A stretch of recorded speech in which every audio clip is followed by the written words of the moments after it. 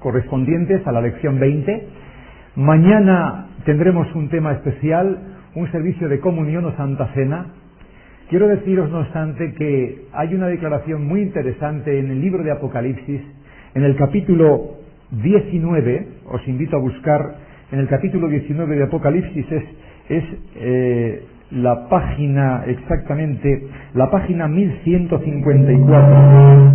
A ver si conseguimos tener la megafonía bien. Dice así, en la página 1154, en el libro de Apocalipsis, capítulo 19, dice, gocémonos. Antes el versículo 6 dice, 19:6, y oí como la voz de una gran multitud, como el estruendo de muchas aguas, y como la voz de grandes truenos que decían, aleluya, porque el Señor Dios, el Señor nuestro Dios Todopoderoso reina. Gocémonos y alegrémonos, y démosle gloria, porque han llegado las bodas del Cordero, y su esposa se ha preparado. Y a ella se le ha concedido que se vista de lino fino, limpio y resplandeciente, porque el lino fino es las acciones justas de los santos. Mañana nos vamos a detener en las bodas del Cordero.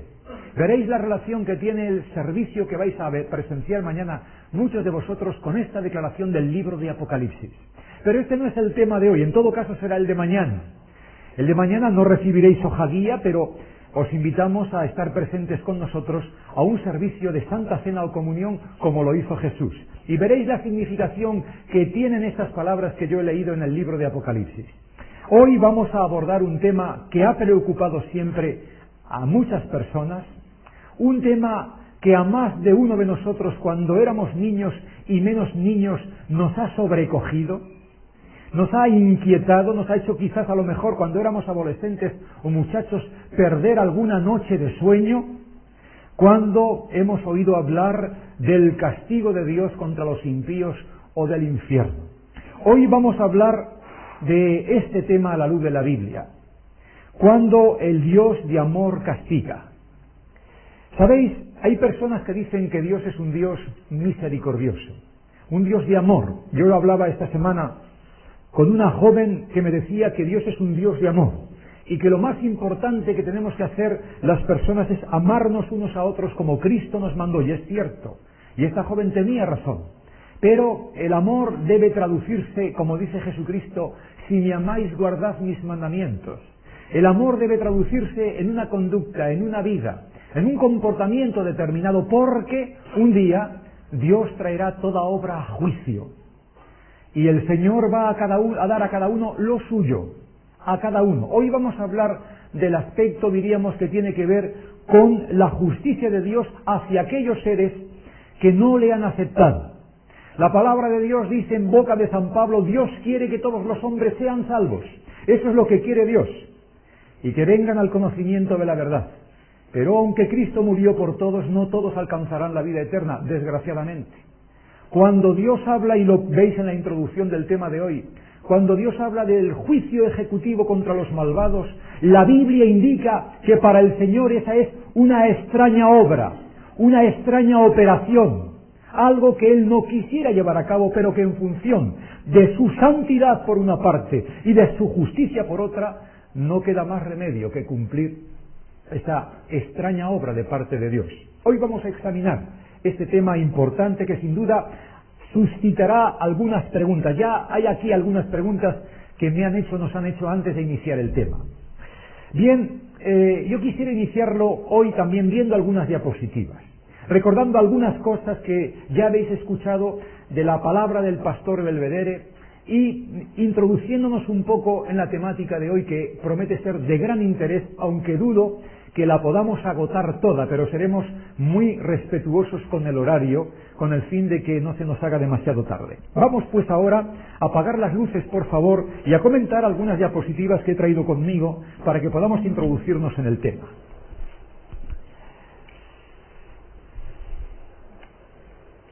Después de ver Vía Dolorosa, la Biblia dice: la serpiente, que era astuta más que todos los animales del campo que Jehová Dios había hecho, dijo a la mujer: con que Dios os ha dicho, no comáis de este árbol. Sí, sí, de todos los árboles del huerto podemos comer, pero del árbol que está en el paraíso de Dios, dijo Dios, no comeréis de él, porque el día que de él comiereis moriréis. Y la serpiente dijo, no moriréis. La trampa fue muy bien planteada. Sabéis, los hombres no se perderán porque obedecieron la mentira, sino porque no creyeron la verdad. Los hombres se perderán porque no creyeron la verdad. El pecado de nuestros primeros padres consistió en dudar de Dios. Y aquí el gran problema de la humanidad, dudar de Dios, desconfiar de lo que Dios dice. Ese espíritu escéptico que anima el corazón de mucha gente. Dice la Biblia, fíate de Jehová tu Dios de todo tu corazón. Y no estribes en tu propia prudencia, y Él enderezará tus caminos. Pero nuestros primeros padres comenzaron a dudar de Dios. Y como resultado, dice el apóstol, que el pecado se introdujo en el mundo por un hombre, y por el pecado la muerte, y la muerte pasó a todos los hombres, por cuanto todos pecamos. El enemigo de Dios le ganó la batalla al Señor en esta tierra, le ganó la batalla. El hombre abrió la puerta de este planeta al enemigo de Dios. Ese enemigo que, como dice la introducción de nuestro tema de hoy, fue generando el malestar en el universo. Un día vamos a abordar este tema en profundidad. La Biblia lo presenta con gran claridad. Fue generando la duda, fue, diríamos, acusando a Dios en el universo. Y poco a poco se hizo con algunos de los ángeles de Dios, la tercera parte, y después pasó al planeta Tierra y a otros planetas, únicamente que el planeta Tierra es la oveja perdida. De las 99 que quedaron en el redil, la Tierra es la oveja que se perdió. Por eso dirá Jesucristo en el Evangelio, porque el Hijo del Hombre vino a buscar y a salvar lo que se había perdido. Y consigue muchos éxitos hasta el día de hoy, el enemigo de Dios, muchos éxitos. Los consiguió en el Edén y los consigue todavía hoy. Y el resultado de la introducción de la desobediencia en el mundo, dice la Escritura en palabras del profeta Isaías, y la tierra se contaminó bajo sus moradores porque traspasaron las leyes, falsearon el derecho, rompieron el pacto siempre eterno, los 10 mandamientos. Por esta causa la maldición consume la tierra. Ese espíritu de ambición que existe en el mundo, de dominio de los hombres sobre los hombres, y todo este espíritu ambicioso, egoísta, que se ha generado en el corazón de Luzbel, se trasladó al planeta Tierra, y este planeta se arruinó completamente, y el resultado fue, pues, las guerras, los crímenes, la delincuencia de todo tipo, la maldad. Hay que leer la Escritura y hay que leer los periódicos, hoy día, cada día, para ver que Dios no reina en el mundo, que no reina Dios, reina el enemigo de Dios.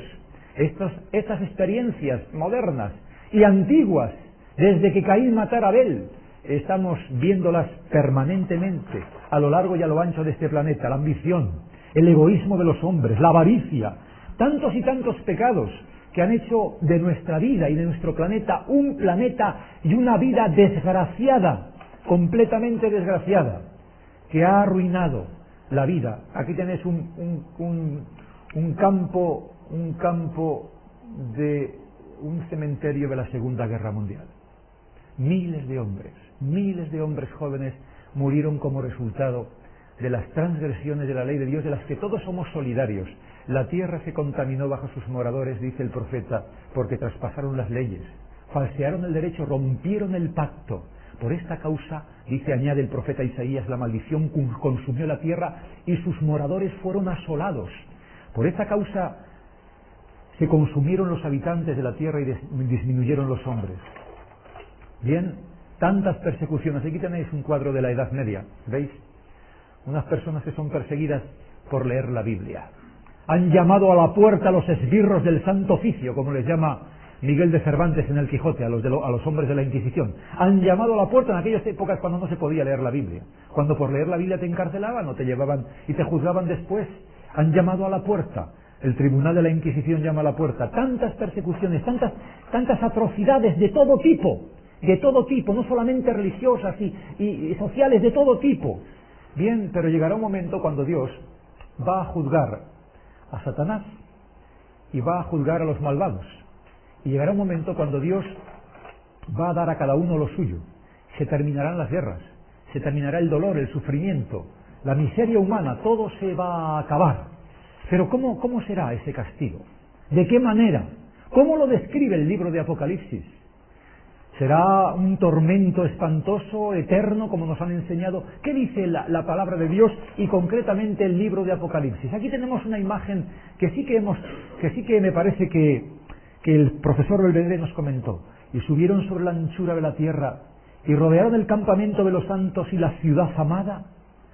Cuando la ciudad desciende del cielo de Dios después de los 1000 años, y dice el texto, y de Dios descendió fuego del cielo y los consumió. Pero vamos a ver este tema a la luz de la Biblia. Quedamos aquí con las diapositivas, luego veremos unas pocas como resumen final.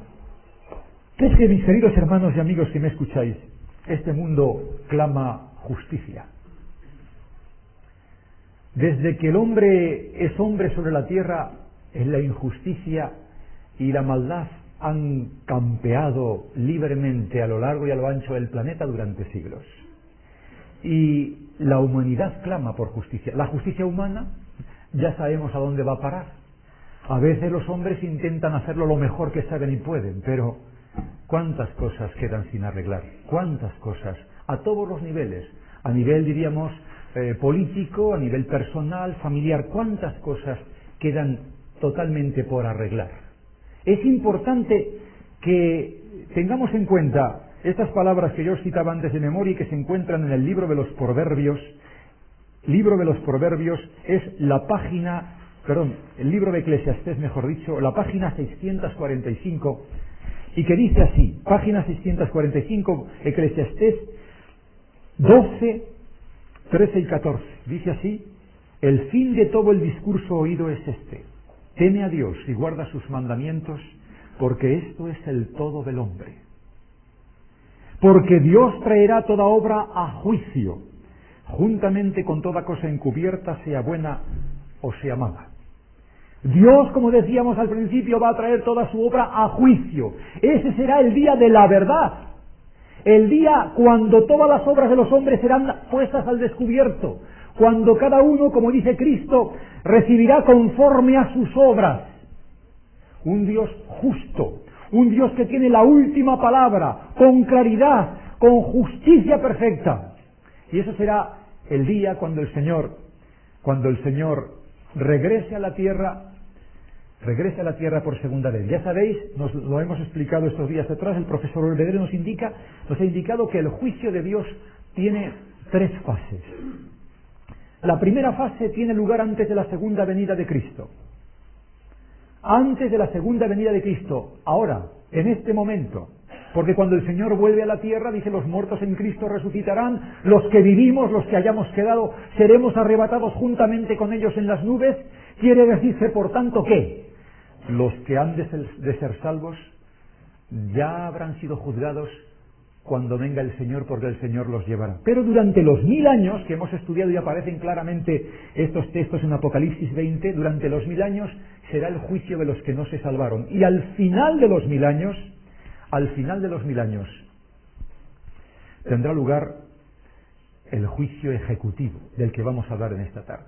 El juicio ejecutivo. Por tanto, 3 fases de este juicio, del que habla Salomón: el juicio investigador, el juicio milenario y el juicio ejecutivo. Bien, tenéis ahí delante de vosotros la hoja guía.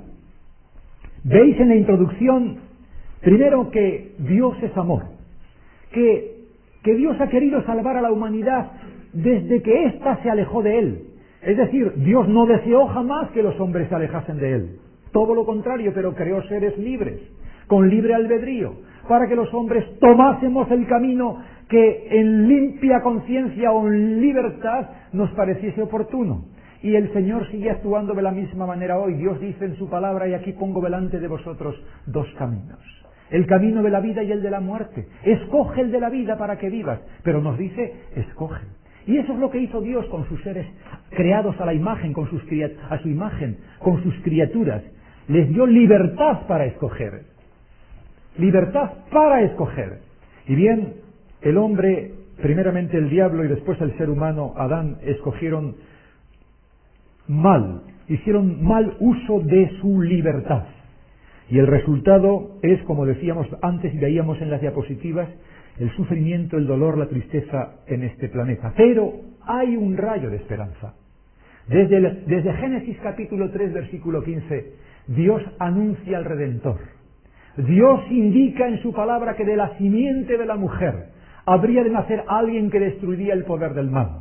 Es el mensaje de redención. Y es verdad, algunas personas nos dicen, bueno, pero este planeta tuvo que pagar el pato, este planeta tuvo que sufrir las consecuencias. Es verdad, Adán tomó una decisión errónea, equivocada, y estamos pagando las consecuencias, no de su pecado, sino de la transgresión. El apóstol nos lo indica en la epístola a los Romanos: por consiguiente entró el pecado en el mundo por un hombre, y por el pecado la muerte, y la muerte pasó a todos los hombres por cuanto todos pecamos. Y esa es una verdad incuestionable, todos pecamos, pero hay esperanza, y esa esperanza se centra en Jesucristo, el Hijo de Dios. De tal manera amó Dios al mundo, que ha dado a su Hijo unigénito, para que todo aquel que en él cree no se pierda, mas tenga vida eterna. He aquí la esperanza. He aquí la esperanza que el Señor ha prometido a este planeta Tierra. Pero Dios tiene dos caminos y debemos escoger uno de ellos, el de la vida, dice el Señor. Escoge el de la vida para que vivas, no escojas el de la muerte. Pero en todo caso Dios nos dice: escoge. No nos va a forzar el Señor, nunca lo hará el Señor, nunca lo ha hecho. La religión de la Biblia es una religión de libertad. Cualquier religión que obligue, que imponga, que restrinja, que coaccione, no puede ser de Dios. Y la historia del pasado, como citábamos el otro día, y el profesor Rivera nos ha hablado de intolerancias, de imposiciones, de obligaciones, de persecuciones, nos habla con voz elocuente. Pero Dios es un Dios de amor, es un Dios de libertad. Nos deja escoger. Pero el Señor dijo en el Evangelio: el que oye mis palabras y no las hace, yo no le juzgo. Porque no he venido a juzgar al mundo, sino a salvar al mundo. Pero añade el Señor: mi palabra en el día postrero le juzgará. Un día Dios dará a cada uno lo suyo. Pues bien, de esto trata el tema que tenéis delante de vosotros en la hoja guía. Un Dios justo y misericordioso que nos ha dado libertad, pero que debemos saber que un día tendremos que pasar delante de su juicio y cargar con las consecuencias de nuestra propia vida. Lo dice el sabio Salomón, inspirado por Dios, y lo dice el Señor Jesús. No os maravilléis de esto, dice Jesucristo en San Juan capítulo 5, porque vendrá hora cuando todos los que están en los sepulcros oirán su voz, y los que hicieron bien saldrán a resurrección de vida, mas los que hicieron mal a resurrección de condenación. No hay una vía intermedia. No hay un tercer escape, un purgatorio, que vendría a ser un poco la vía. No la hay. No la hay. No existe en la palabra de Dios. O estamos con el Señor, como dice Cristo: el que conmigo no recoge, derrama. Porque no se puede servir a dos señores. No hay una vía intermedia. Es verdad que Dios es justo, como vamos a ver en el tema de hoy. Pero hay solamente dos caminos. El Señor nos lo indica en el Evangelio según San Marcos: entrad por la puerta estrecha, no entréis por el camino ancho. Hay dos caminos nada más. Pero antes de que llegue el juicio de Dios, es decir, el juicio ejecutivo de Dios después de los 1000 años, yo quisiera detenerme en algo que indica el libro de Apocalipsis y que tenéis ahí delante de vosotros. Yo quisiera tener a uno de los lectores conmigo, o bien Elías, o bien, por favor, no veo a Elías. ¿Quieres venir, por favor, Paco, para que nos hagas la lectura de, ahí podéis ver en Apocalipsis capítulo 16, versículos del 1 al 11, concretamente la página 1151. Antes de que Cristo venga a la tierra, va a ocurrir algo que cita el libro de Apocalipsis. Apocalipsis capítulo 16, versículos del 1 al 11. Dice, si quieres empezar la lectura. Apocalipsis 16, del 1 hasta el 11. Oí una gran voz que decía desde el templo a los 7 ángeles: id y derramad sobre la tierra las 7 copas de la ira de Dios.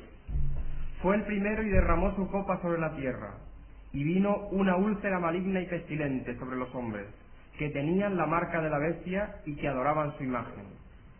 El segundo ángel derramó su copa sobre el mar, y éste se convirtió en sangre como de muerto, y murió todo ser vivo que había en el mar. El tercer ángel derramó su copa sobre los ríos y sobre las fuentes de las aguas, y se convirtieron en sangre. Y oí al ángel de las aguas que decía: justo eres tú, oh Señor, el que eres y que eras, el santo, porque has juzgado estas cosas. Por cuanto derramaron la sangre de los santos y de los profetas, también tú les has dado a beber sangre, pues lo merecen.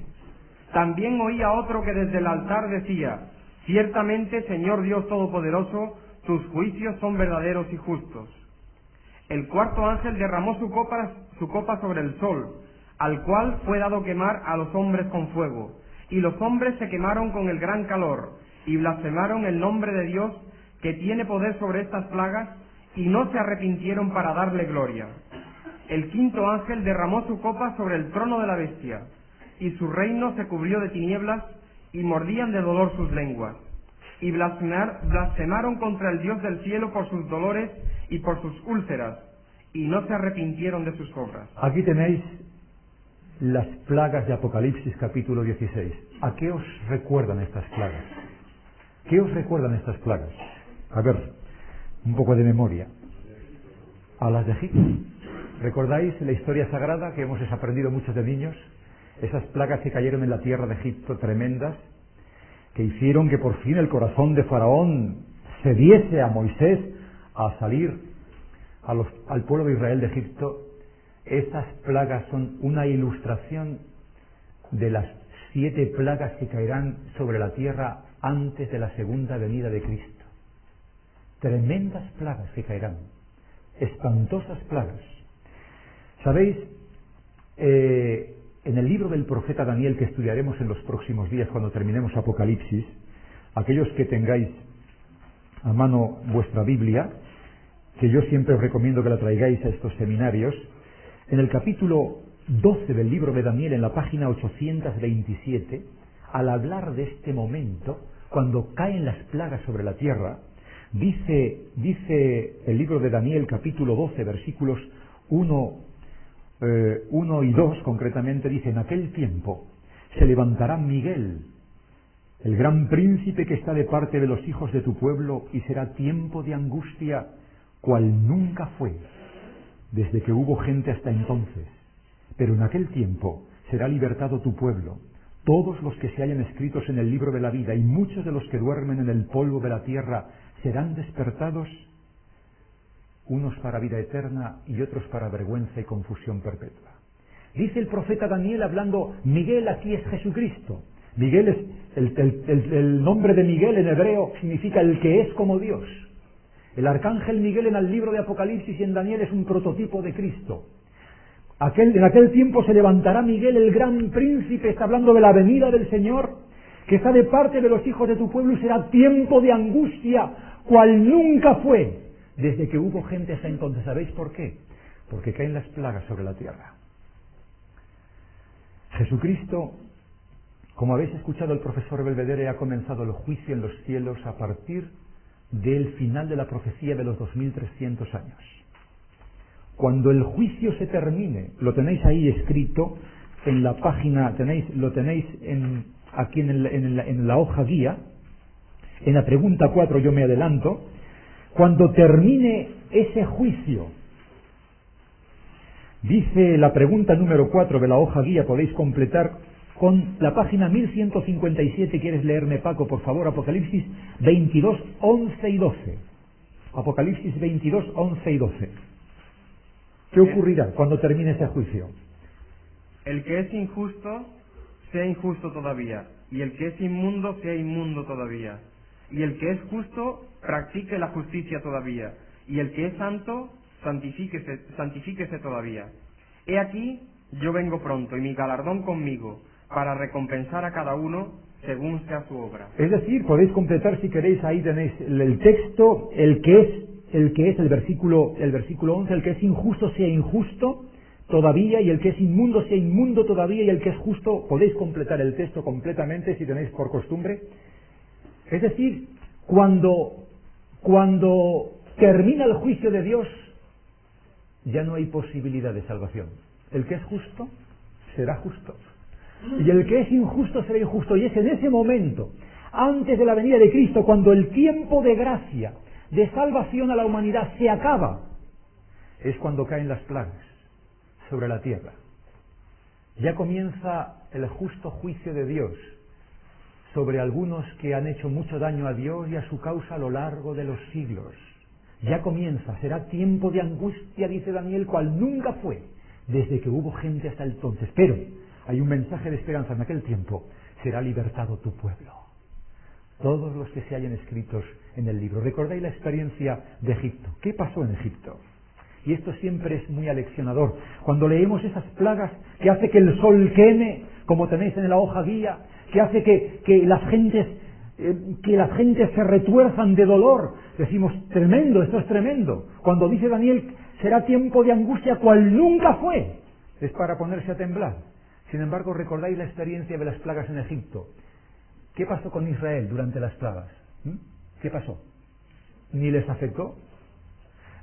Cayeron sobre los egipcios las plagas. ¿Qué quiere decir esto? ¿Qué quiere decir? Que una vez que el Señor haya concluido su juicio, y el que es justo será justo, y el que es injusto será injusto, ya no hay oportunidad de salvación ni de perdición. Entonces las plagas caerán. Ya lo hemos leído, Paco nos ha indicado el texto sobre quién caen las plagas, y algunas expresiones nos resultan familiares. En el capítulo 6 tenéis en la pregunta número 2 sobre quiénes caerán las 7 últimas plagas. Respuesta número 1, versículo 2, dice Apocalipsis 16:2: y fue el primero y derramó su copa sobre la tierra, y vino una úlcera maligna y pestilente sobre los hombres que tenían la marca de la bestia y los que adoraban su imagen. La primera plaga, la del versículo número 2. Después el versículo siguiente, podéis completar en la pregunta número 2. El versículo 3: y el segundo ángel derramó su copa sobre el mar, y este se convirtió en sangre como de muerto, y murió todo ser vivo que había en el mar. Y va leyendo a continuación, versículos del 4 al 6, el tercer ángel derramó su copa sobre los ríos y sobre las fuentes de las aguas, y se convirtieron en sangre. Y oí al ángel de las aguas que decía: justo eres tú, oh Señor, el que eres y que eras el santo, porque has juzgado estas cosas, por cuanto derramaron la sangre de los santos y de los profetas. También tú les has dado a beber sangre, pues la merecen. El Señor de alguna manera está ajustando cuentas con aquellos que a lo largo de la historia han hecho tanto daño a la causa de Dios, a los hijos de Dios, etc. Y así va explicándonos cada una de estas plagas y sobre quiénes caen. Versículo 8: el cuarto ángel derramó su copa sobre el sol, el cual fue dado quemar a los hombres con fuego, y los hombres se quemaron con gran calor, y blasfemaron el nombre de Dios que tiene poder sobre estas plagas, y no se arrepintieron para darle gloria. Ya no hay posibilidad de arrepentirse, no hay posibilidad. Blasfemaron del nombre de Dios, no hay posibilidad. Dice en otro lugar la Escritura que en aquel tiempo, cuando el tiempo de gracia y de oportunidad se acabe, los hombres buscarán palabra de Dios, y dice el texto, no la hallarán. Buscarán encontrar mensaje de parte de Dios y no habrá. Será un tiempo de angustia cual nunca fue. Y cuando estas plagas terminan es cuando el Señor vuelve a la tierra por segunda vez. ¿Recordáis? El que es justo será justo, el que es injusto será injusto. Y aquí yo vengo pronto para recompensar a cada uno según sea su obra. ¿Quiere leerme el versículo 10 de la quinta plaga, Paco, por favor? Dice: el quinto ángel derramó su copa sobre el trono de la bestia, y su reino se cubrió de tinieblas, y mordían de dolor sus lenguas. Fuerte, ¿verdad? Fue derramado sobre el trono de la bestia, la quinta plaga. Fuerte. Ya decíamos el domingo pasado que Dios tiene una amonestación muy dura contra ese sistema apóstata que se alejó de la verdad, instigado por el diablo, porque siempre es el que está haciendo la contra del Señor. Y entonces el Señor es fuerte con aquellos que han desviado a tantos y tantas personas. Y es interesante, ¿sabéis, mis queridos amigos que me escucháis? Cuando nosotros estudiamos la palabra de Dios es verdad que en la palabra de Dios hay cosas que requieren su estudio, y que estamos precisamente en estos seminarios para intentar comprender la palabra de Dios que no nos enseñaron jamás, a la mayoría, o cuando nos enseñaron muy poquito. Y entonces, cuando vamos descubriendo la verdad esplendorosa, brillante, diáfana, que aparece en la Escritura, y decimos, pero bueno, ¿qué nos han enseñado? ¿Qué hemos aprendido? Quiero deciros a título personal que yo me sentí como muy chasqueado, muy decepcionado, me sentí muy mal, cuando descubrí la pureza, la grandiosidad, la evidencia de la palabra de Dios, y cuando me di cuenta de que es una lástima lo que me habían enseñado, y a tantas generaciones, no es de extrañar que Dios actúe de esta manera fuerte contra aquellos que se han opuesto a su voluntad. No es de extrañar. En todo caso, Dios, como veremos luego, hace juicios justos. Versículo 12, por favor, Paco. El sexto ángel derramó su copa sobre el gran río Éufrates, y el agua de éste se secó, para que estuviese preparado el camino a los reyes del oriente. Esta es la sexta plaga, que fue derramada sobre el gran río Éufrates. ¿Sabéis? El río Éufrates está en Irak, allá donde está el Golfo Pérsico, donde se han peleado los iraníes y los iraquíes. Allí está el río Tigris y el río Éufrates. El gran río Éufrates se secó. Pero no se puede aplicar, diríamos, a un río literal, porque el que se seque un río no tiene gran importancia. Hay muchos ríos en el mundo. Tiene un trasfondo que un día vamos a explicar con detalle. No me da tiempo ahora explicarlo. Este es el anuncio de la segunda venida de Jesús. Esta plaga, la sexta plaga, anuncia en su contexto la segunda venida de Cristo. Pero terminemos con la séptima plaga para ir adelante en el tema específico que hoy nos ocupa. Un día vamos a comentar lo que significa que el río Éufrates se secara para que dejase paso a los reyes del oriente. Interesantísimo. Ya os indico que es el anuncio de la segunda venida del Señor. Pero adelante la séptima plaga, versículos 19 y 21. Y la gran ciudad fue dividida en 3 partes, y las ciudades de las naciones Desde el cayeron. versículo 17, si quieres leer, para que nos demos cuenta de que estamos en la séptima plaga, dice: El séptimo ángel derramó su copa por el aire, y salió una gran voz del templo del cielo, del trono, diciendo: hecho está. Se ha acabado.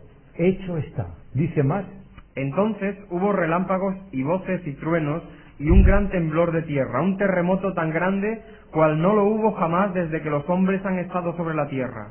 Y la gran ciudad fue dividida en 3 partes, y las ciudades de las naciones cayeron, y la gran Babilonia vino en memoria delante de Dios, para darle el cáliz del vino del ardor de su ira. Y toda isla huyó, y los montes no fueron hallados, y cayó del cielo sobre los hombres un enorme granizo, como del peso de un talento. 40 kilos pesa un talento.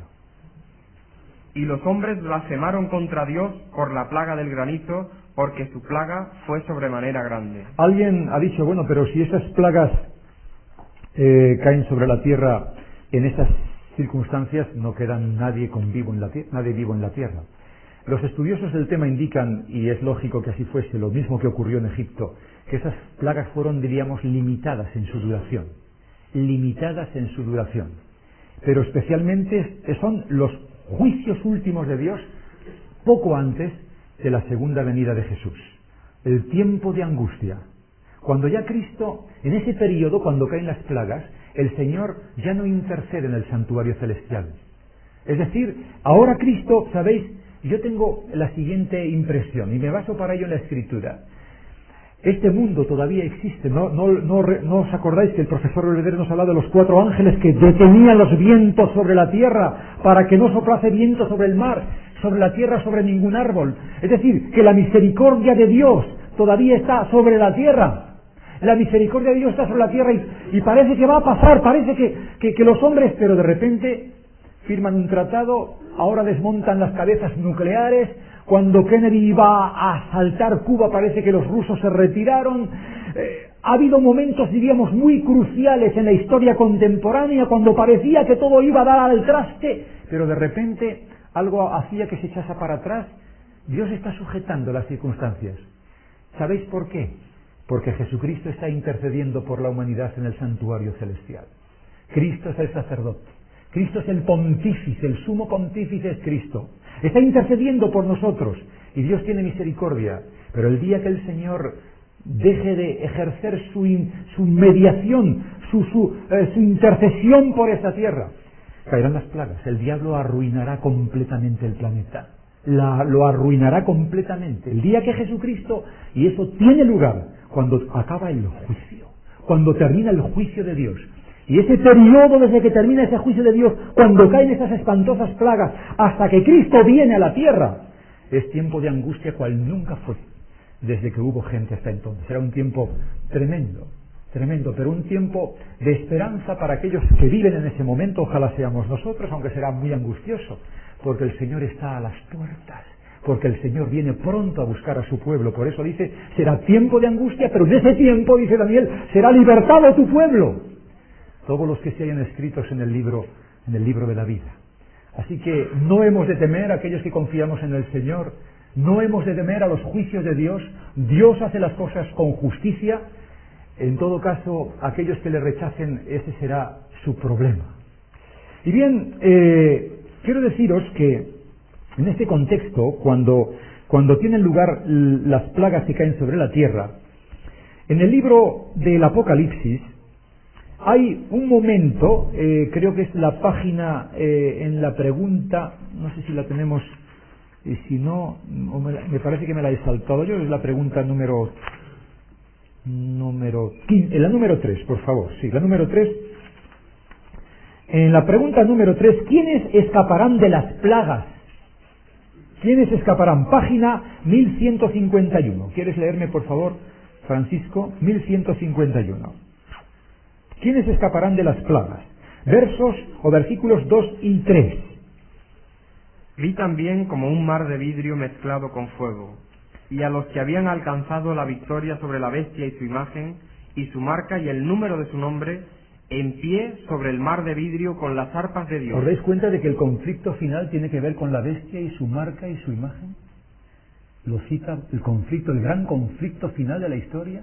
La bestia, su imagen, su marca, el número de su nombre. ¿Os dais cuenta? Lo repite aquí. Y aquí el profeta Juan, el apóstol Juan, vio como un mar de vidrio mezclado con fuego. ¿Qué vería? ¿Sabéis qué vería? Porque al apóstol San Juan le pasa como a Pablo y como a otros profetas del Antiguo Testamento, que cuando reciben las visiones de Dios no tienen lenguaje humano para poder expresar lo que veían. Se les queda corto el vocabulario. Dice, vi como un mar de vidrio mezclado con fuego. ¿Qué verían?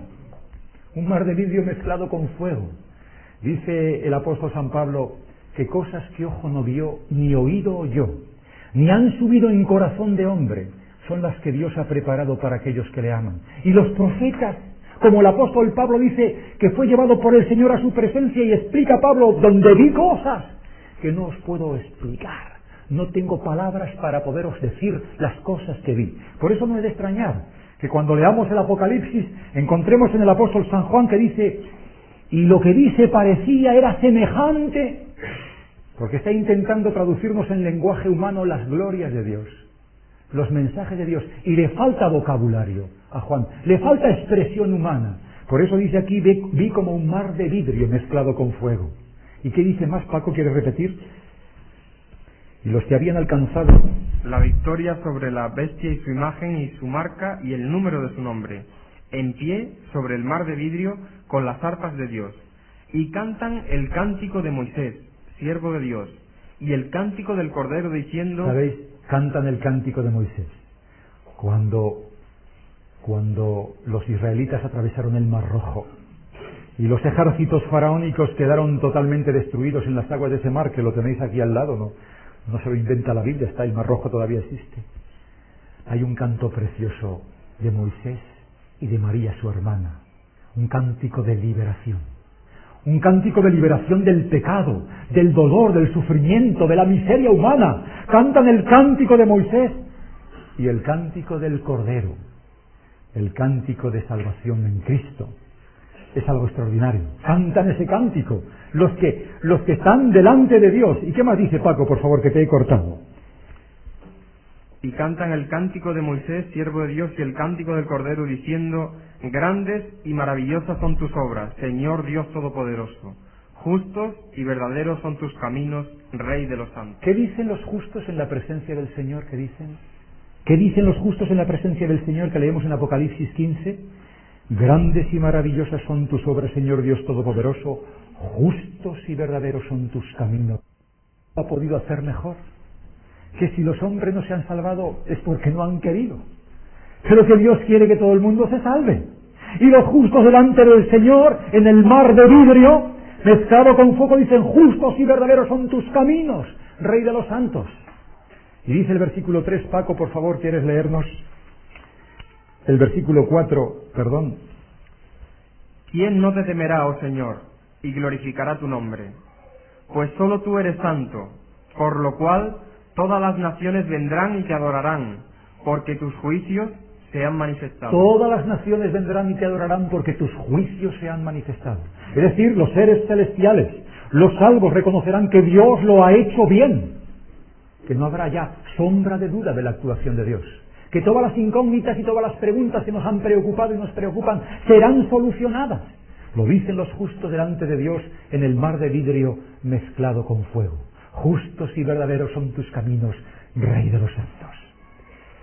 Bien, mis queridos hermanos y amigos, podéis completar esas preguntas, ahí tenéis los textos. Esto ocurre en el cielo, pero después pasan los 1000 años.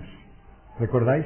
Las plagas casi liquidan la vida sobre la tierra, pero si quedase poco, la segunda venida de Cristo, como dice el apóstol Pedro.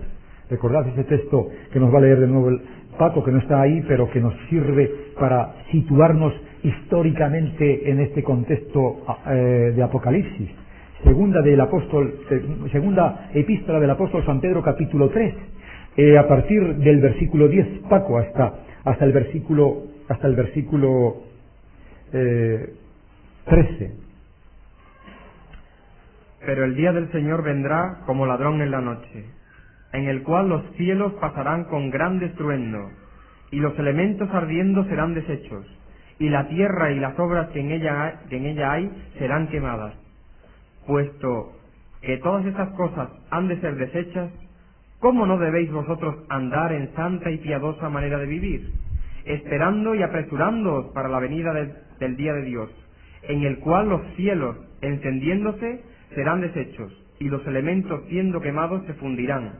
Pero nosotros esperamos, según sus promesas, cielos nuevos y tierra nueva, en los cuales mora la justicia. El apóstol Pedro está presentando un panorama similar al que presenta Juan cuando dice que caen las plagas. Si quedase algo de lo que quedará arruinado de este planeta por las plagas antes de la venida de Jesús, el Señor dice que vendrá como ladrón en la noche, en el cual los cielos pasarán con gran estruendo y los elementos ardiendo serán deshechos, y la tierra y las obras que en ella hay serán quemadas. Si la venida de Jesucristo, que será salvación para unos, porque cuando viene el Señor se lleva a los suyos, pero los que viven en ese momento en esta tierra, los que están viviendo y no se salvan, serán destruidos. Pero ¿cómo es posible que unos sean salvos y otros sean destruidos? La misma gloria que salvará a unos los destruirá a los otros. ¿Por qué? Pues es muy sencillo. Yo a veces, hablando de este tema, lo comparo con el fuego y el oro. ¿Sabéis qué es lo que ocurre cuando un platero funde oro? Cuando un platero aplica el fuego al oro, ¿qué ocurre con el oro? El oro, una vez probado por el fuego, gana en quilates, gana en calidad. ¿Y qué es lo que quema el fuego? ¿Qué quema? La escoria. Es el mismo fuego, pero que tiene efectos diferentes. Sobre el oro lo purifica y lo noblece, y sobre la escoria, lo que no vale, lo destruye. Esto ocurrirá cuando el Señor venga. Los que serán salvos serán arrebatados con el Señor, y los otros serán destruidos, y así quedará la tierra durante 1000 años, como ya habéis estudiado con Belvedere, quedará asolada, vacía, arruinada.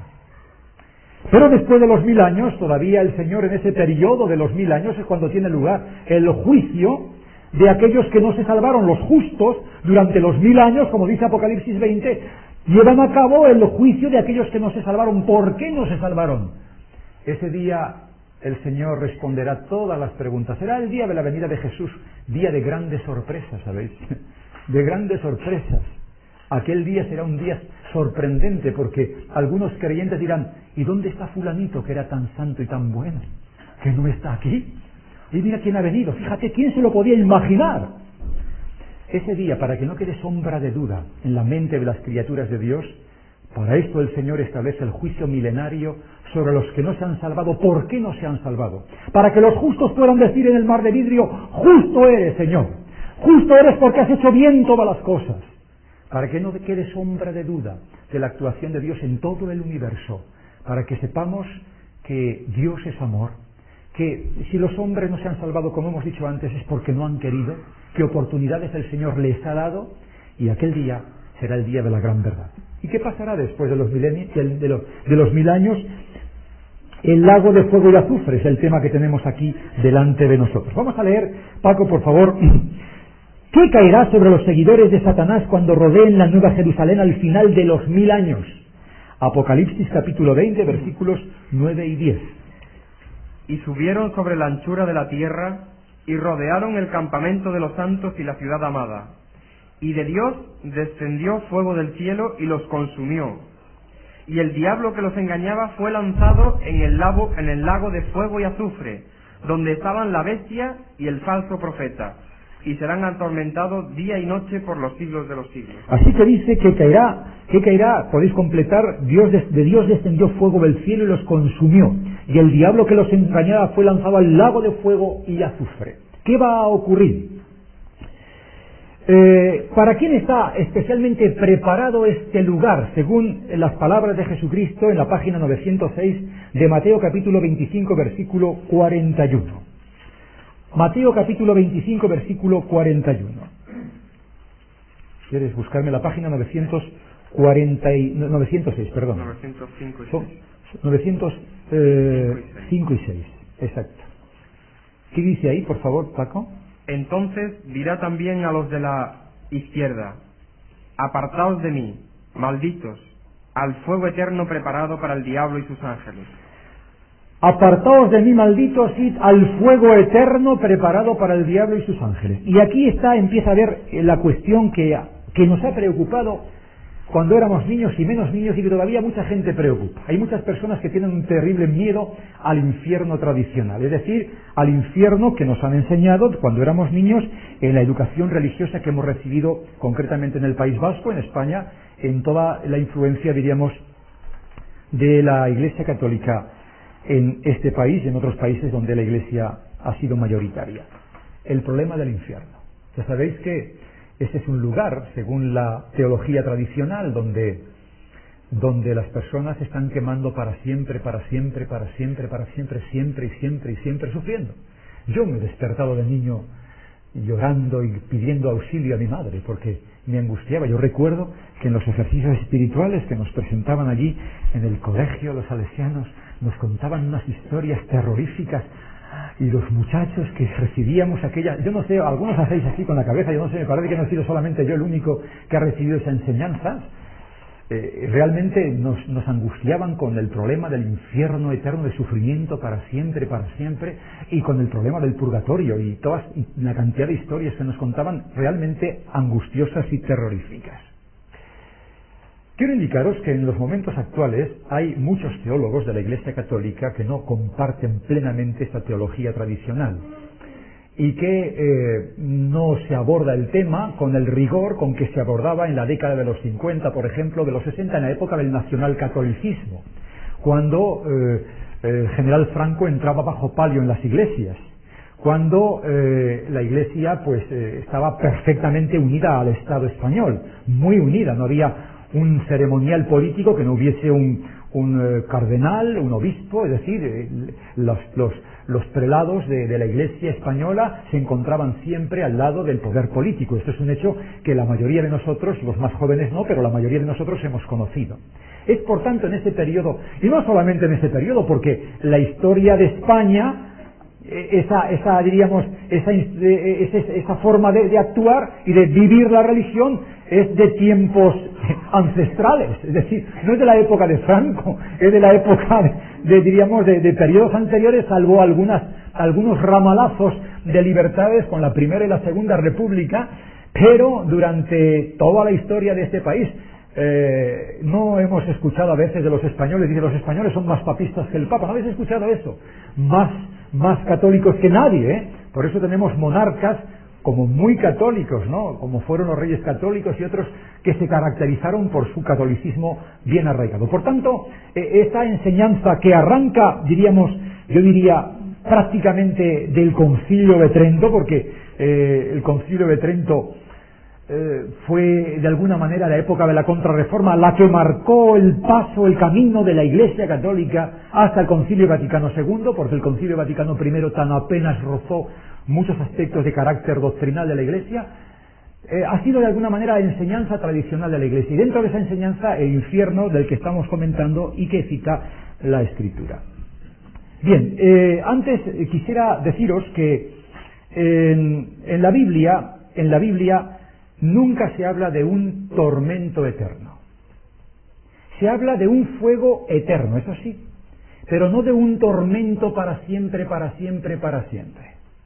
Se habla de un castigo de consecuencias eternas, de un fuego eterno, pero no de un sufrimiento eterno.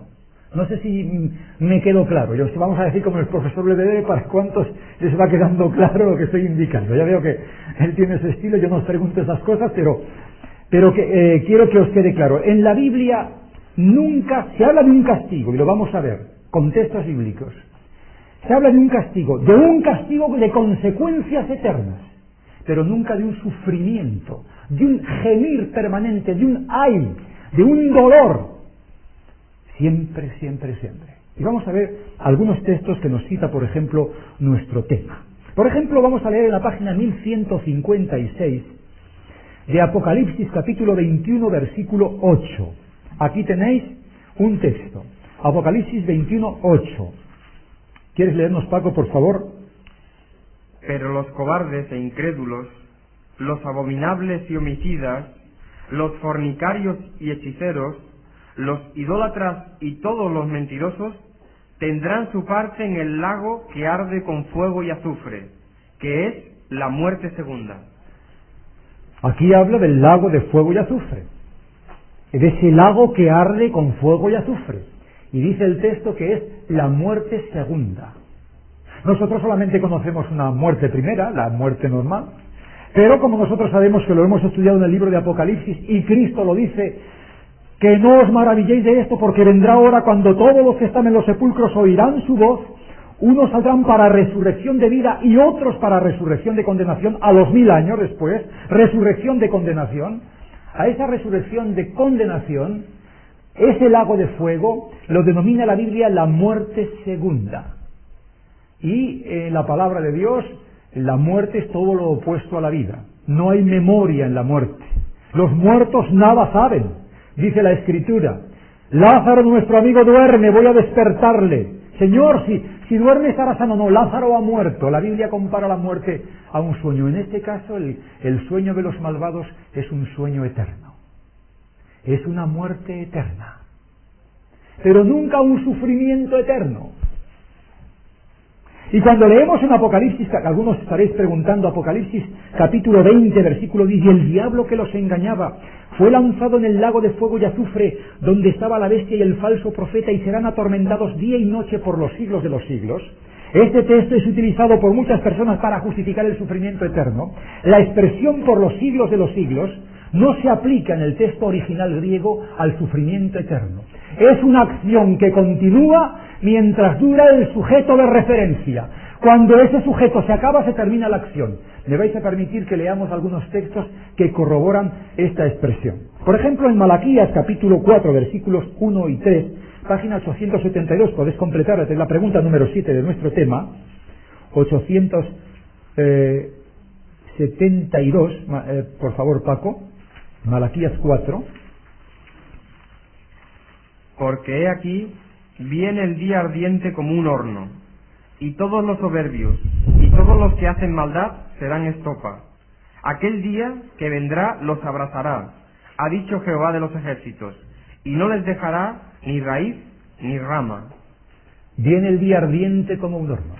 Y quiero indicaros que cuando leemos en la palabra de Dios y en el Evangelio que cada uno recibirá conforme a sus obras, no todos se van a consumir al mismo tiempo.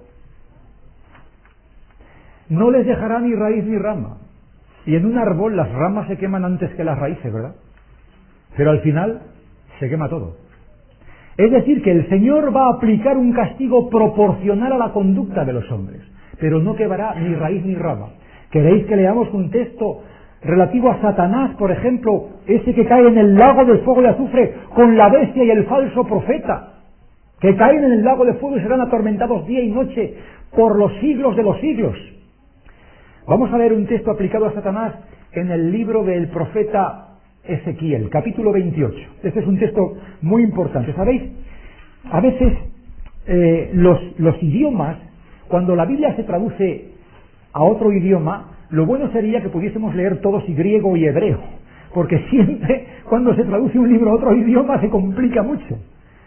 Por eso hay que hacer exégesis o hay que hacer hermenéutica. Son estudios especializados que nos permiten situar un texto en su contexto y colocar ese texto, como dice el apóstol Pablo, en función de la analogía de la fe. Viendo, por tanto, si en nosotros en la Biblia encontramos algo que se contradice, no lo olvidéis. Las contradicciones son aparentes.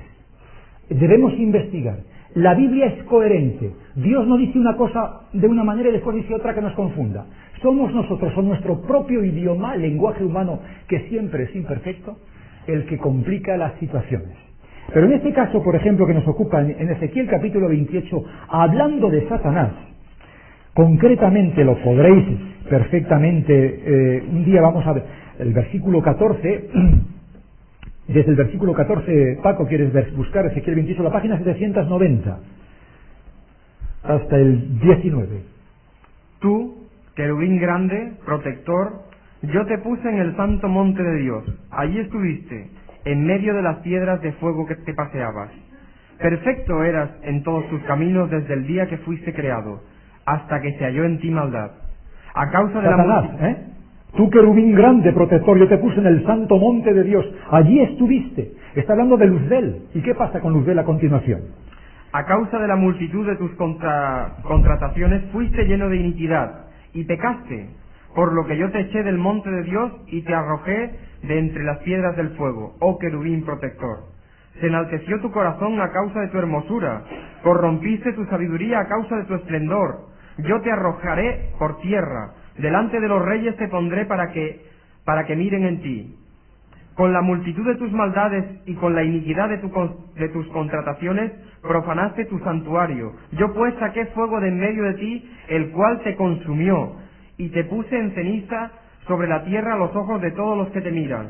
Todos los que te conocieron de entre los pueblos se maravillarán sobre ti. Espanto serás, y para siempre dejarás de ser. Espanto serás, le dice Dios a Satanás, y para siempre dejarás de ser. Y es así justo. ¿Sabéis? Yo no puedo concebir la idea, y tenéis ahí algunas ideas en vuestra hoja guía, que una vez que Dios haya terminado todas las cosas, que haya acabado con el pecado, que se haya terminado el sufrimiento de este mundo, haya en un punto X del universo, no sabemos dónde, millones y millones de seres sufriendo. ¿No tiene eso sentido? Imaginaros por un momento que un tribunal de la Tierra descubriese a Adolfo Hitler, el gran criminal de la Segunda Guerra Mundial, y que fuese lógicamente juzgado y condenado, y que como aquel hombre llevó a 100 millones de seres a la tumba, dijesen los jueces: las va a pasar mal ahora, le vamos a despellejar a tiras, le vamos a arrancar la piel a tiras. Ningún tribunal de la Tierra permitiría semejante cosa. No sé si entendéis. Ningún juez. Los derechos humanos no lo permitirían. Si es digno de muerte, que le lleven a la cámara de gas, dirían las leyes humanas. Que lo ajusticien, que le metan en prisión de por vida, pero no hacerle sufrir siempre. ¿Sabéis? Esta idea, la idea del infierno, también nos viene del paganismo griego. También nos viene de ahí. Fue cuando a partir del siglo IV la Iglesia se dejó influenciar por las corrientes filosóficas de aquel tiempo y nos ha llegado hasta ahí. Después algunos teólogos como Santo Tomás y otros intentaron arreglar el problema. Pero la Biblia nos habla de la muerte segunda, nos habla de una acción que continúa mientras dura el sujeto de referencia. Cuando ese sujeto se concluye, cuando se termina, entonces se acaba el fuego. Cuando se termina el juicio de Dios se apaga el fuego y esa persona desaparece.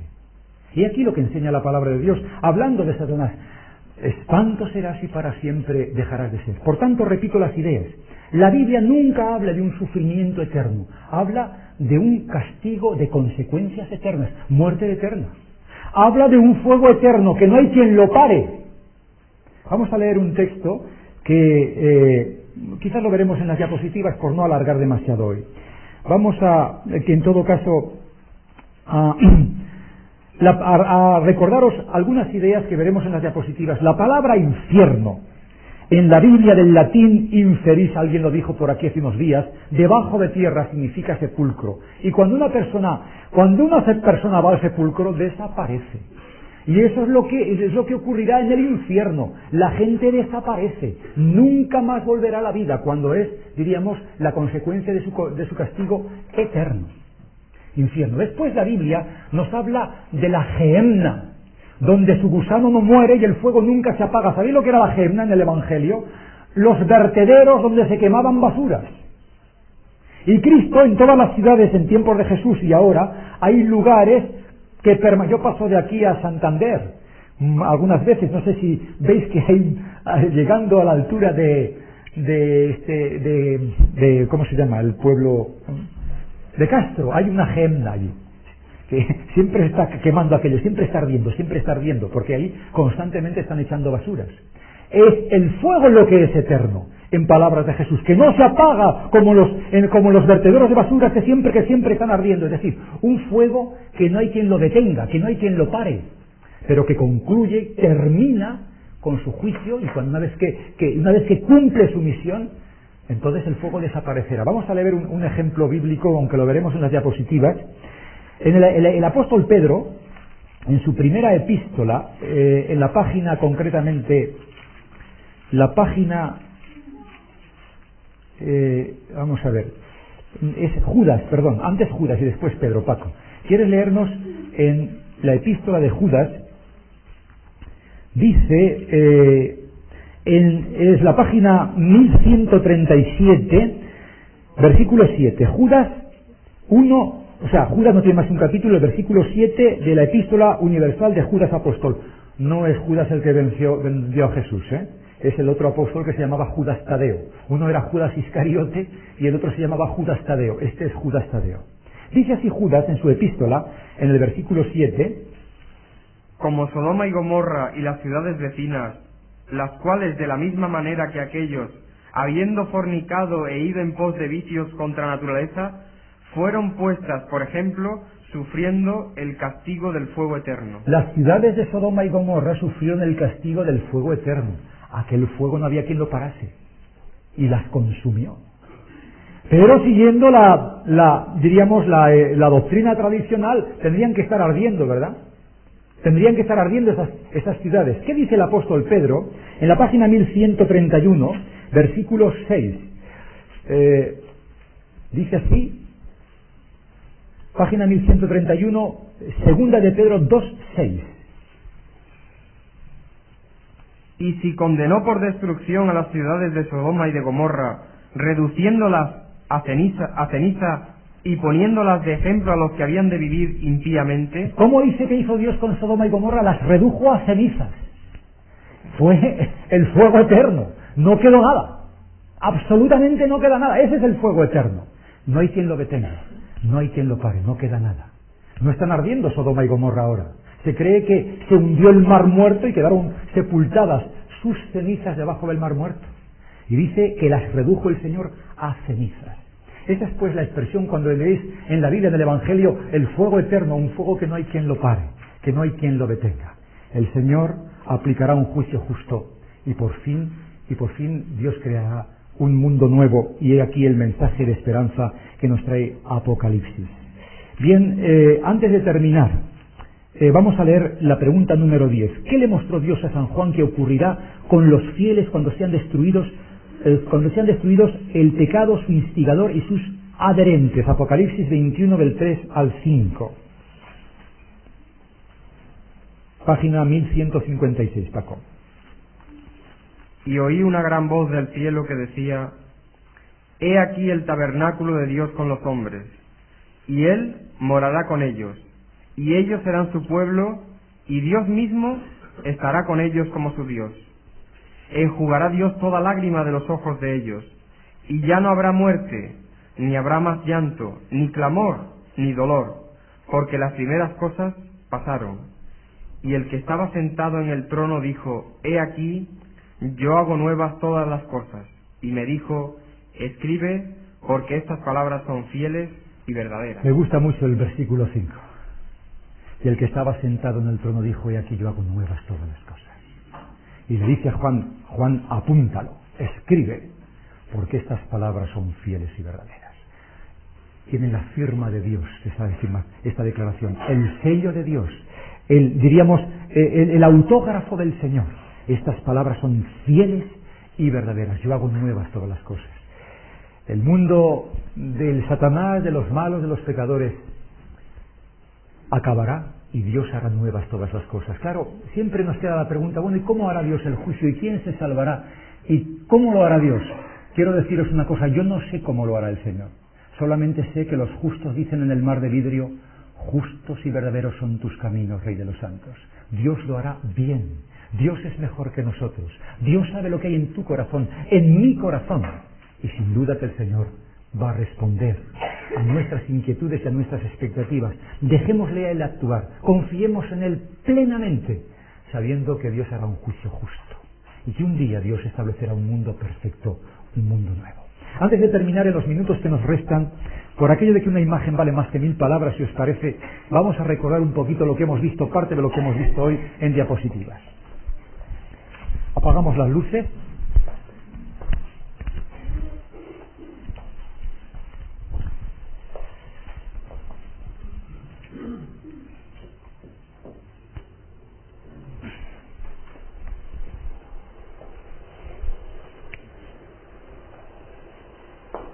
Que los engañaba, dice que fue lanzado al lago de fuego y azufre, donde está la bestia y el falso profeta. Esta es la muerte segunda.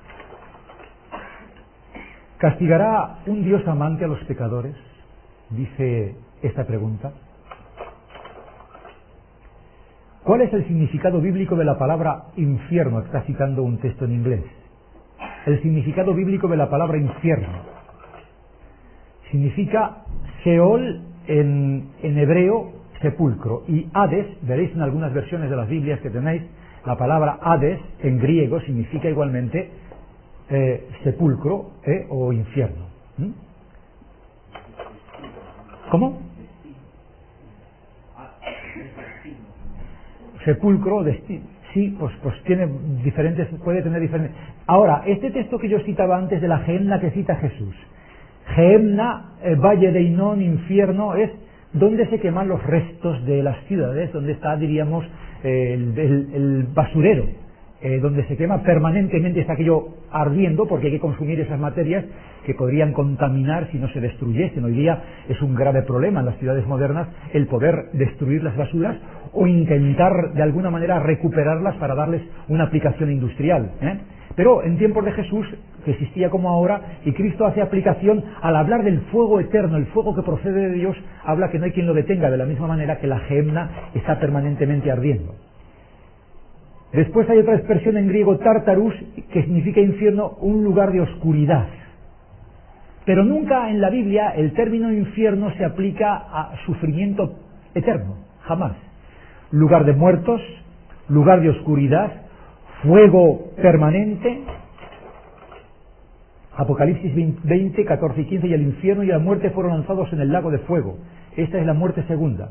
Y el que no fue hallado inscrito en el libro de la vida fue lanzado en el lago de fuego. ¿Veis? El infierno y la muerte, diríamos el sepulcro, en este caso, y la muerte fueron lanzados. Y se acabó todo. Y esta es la muerte. Fue lanzado el lago de fuego y es la muerte segunda.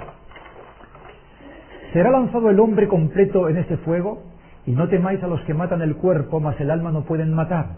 Antes temed a aquel que puede destruir el alma y el cuerpo en el infierno. Luego, la posibilidad de destrucción existe. Aquí lo dice Jesucristo bien claro. Alguien nos hizo esta pregunta en la sala Larrea. Yo intentaba responder cómo el concepto alma en la Biblia puede significar vida vegetativa, vida psicológica, vida espiritual. Y aquí Cristo le está utilizando. No obstante, en el sentido espiritual, no obstante, el alma es destruida.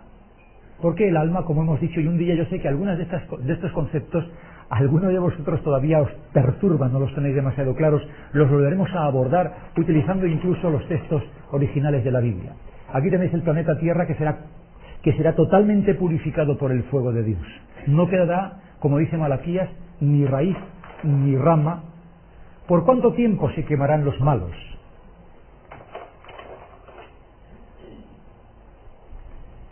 Hasta que el cuerpo y el alma sean destruidos, hasta que desaparezcan completamente. Esa expresión de por los siglos de los siglos en el texto original significa, repito, una acción que continúa mientras dura el objeto de referencia. Cuando ese objeto desaparece, desaparece la acción, que es lo que ocurrió con las ciudades de Sodoma y Gomorra, que fueron reducidas a cenizas. Durante ese periodo, hasta que se quemaron, tuvieron un tiempo ardiendo. Esto ocurrirá con los malvados. Estarán un tiempo ardiendo proporcional a las obras de cada uno. Dice, hasta que no quede ni raíz ni rama, porque aquí viene el día ardiente como un horno, y todos los soberbios y todos los que hacen maldad serán estopa. Aquel día que vendrá los abrazará, dicho Jehová de los ejércitos, el cual no les dejará ni raíz ni rama.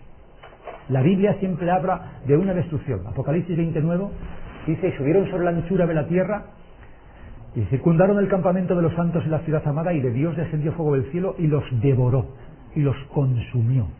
¿Hasta cuándo? Hasta que sean devorados con la segunda muerte. Los malos quemarán para siempre por el tiempo que tengan vida. Apocalipsis 20:10 es lo que yo os hablaba antes. El diablo que los engañaba fue lanzado al lago de fuego y azufre, donde está la bestia y el falso profeta, y serán atormentados día y noche para siempre jamás. Para que entendáis, una vez más, el diablo será el último que se queme. ¿Qué os parece justo? Normal. Será el último que se consuma. ¿Por qué? Porque ha sido el instigador de todo el mal. Él terminará el último, desaparecerá el último. ¿Cómo lo hará Dios? Cristo en el Evangelio dice unas palabras muy significativas. Dice Cristo, dice que el que hizo cosas que merecieron muchos azotes, será azotado mucho. Y el que hizo cosas que merecieron pocos azotes, será azotado poco. Son palabras de Jesús. Es decir, hay por tanto un pago proporcional a la vida de los hombres. Y creo que esto es justo. Serán consumidos poco a poco, un tiempo, no sabemos cómo lo hará Dios, hasta que por fin desaparece. ¿Cuál es el significado del fuego eterno? Lo hemos explicado. ¿Cuál es el significado del fuego eterno? Entonces dirá también a los que estarán a su izquierda, apartaos de mí, malditos, al fuego eterno preparado para el diablo y sus ángeles. Un fuego que no hay quien lo pare. Un fuego de consecuencias eternas que lo elimina todo, que viene de Dios. Como Sodoma, ese es el texto que yo os he citado, como Sodoma y Gomorra, las ciudades comarcanas, las cuales de la misma manera fueron puestas, por ejemplo, sufriendo el juicio del fuego eterno. Y ahora aquí dice, si condenó por destrucción a las ciudades de Sodoma y Gomorra, tornándolas en ceniza, poniéndolas, por ejemplo, a los que habían de vivir sin temor y reverencia de Dios. Se acabaron completamente. Dice Jeremías 17:27, mas si no me oyeres, es interesante porque aquí está hablando de la observancia del sábado en Israel. Si guardareis mis sábados, dice el Señor, entonces los reyes y los príncipes entrarán por vuestra ciudad y esta ciudad será habitada para siempre. Pero si profanáis el mandamiento, dice, mas si no me oyereis, yo haré encender fuego en sus puertas y consumirá los palacios de Jerusalén y no se apagará. Y quiero deciros que el rey Nabucodonosor, con todo su ejército, incendió Jerusalén. Y cuando la incendió, llegó un momento en que se terminó de humear, pero que mientras actuó el rey Nabucodonosor, según había profetizado Jeremías, no hubo posibilidad de salvación para aquel pueblo. No hubo posibilidad. Es decir, quiere decirse este texto que Jerusalén no está ardiendo ahora. ¿Entendéis lo que quiero deciros para encontrar el sentido a la expresión eterno? ¿Cuándo y dónde se quemarán los malos en el infierno? Ya terminamos. Cuando circunden el campamento de los santos y la ciudad amada, cuando intenten asaltar la nueva Jerusalén, de Dios descenderá fuego del cielo y los devorará. Y serán, dice Abdías, el profeta Abdías, y serán los malvados como si no hubieran sido. Pues de aquí a poco no será el malo y contemplará sobre su lugar y no parecerá. El malo desaparecerá para siempre. Pero nosotros, dice el apóstol Pedro, nosotros, vosotros, yo, los que tenemos esta esperanza, esperamos cielos nuevos y tierra nueva según sus promesas, en los cuales mora la justicia. Yo os decía que ¿cómo podemos huir de la destrucción y poseer la vida eterna? ¿Cómo podemos huir? ¿Cómo podemos huir? hijitos míos, dice el apóstol San Juan, estas cosas os escribo para que no pequéis. Pero si alguno hubiere pecado, abogado tenemos para con el Padre a Jesucristo el justo, hasta que termine el juicio. Cristo es el abogado hasta que termine el tiempo de gracia. ¿Cómo podemos escapar de la destrucción? Acudiendo al Señor, acudiendo a Jesús. Él murió por nosotros, Él murió por ti, sí, por mí, por cada uno, acudiendo al Señor. Bien, os dije al principio que todo esto corresponde, todo este juicio de Dios sobre los malvados, corresponde a lo que dice la Biblia, lo tenéis ahí en vuestra hoja guía, a la extraña operación de Dios. Dios va a tener que actuar de esta manera como un cirujano que amputa un brazo gangrenado con mucho dolor del corazón, pero que no le queda otra alternativa. Al Señor, los seres que se pierdan le habrán puesto en el camino donde no hay otra alternativa. Pero nosotros esperamos un mundo nuevo. Ojalá que nosotros podamos entrar en la ciudad de Dios. Yo algunas veces les pregunto a las personas que estudian conmigo la Biblia, ¿dónde os gustaría estar a vosotros en aquel día? ¿Dentro o fuera de la ciudad? ¿Dónde? ¿Qué os parece? ¿De qué resurrección os gustaría formar parte si morimos antes de que venga el Señor? ¿De la primera o de la segunda? Bienaventurado y santo el que tiene parte en la primera resurrección. Ojalá que ninguno de nosotros faltemos en aquel día, ¿sabéis? Porque aún un poquito y el que ha de venir vendrá y no tardará, dice la palabra de Dios. Bien, mañana vamos a estudiar un tema muy importante también, que tiene que ver con el tema que vimos el domingo pasado. La gran ramera de Apocalipsis 17. Hemos estudiado la mujer vestida del sol, ahora vamos del capítulo 12 de Apocalipsis. Recibiréis, por tanto, la hoja número 21 pasado mañana, el domingo, quiero decir. Pasado mañana, a las 8 de la tarde, recibiréis la hoja 21, donde se habla de la gran ramera de Apocalipsis, capítulo 17. Y el tema número 22 ya lo presentó el profesor Belvedere con motivo de la ceremonia bautismal. Luego nos quedarán, simplemente, según nuestro programa, nos quedarán 2 temas. Creo, si mi memoria no me falla, que ya los veremos la próxima semana. No olvidéis que mañana tendremos a las 7:30 el servicio de comunión de Santa Cena, como Jesús la hizo el día de la Semana de la Pasión, y el domingo a las 8 de la tarde veremos la gran ramera de Apocalipsis capítulo 17, un tema de gran interés. Y ahora, antes de despedirnos, yo voy a rogar por favor a Paco que nos despida con la oración final.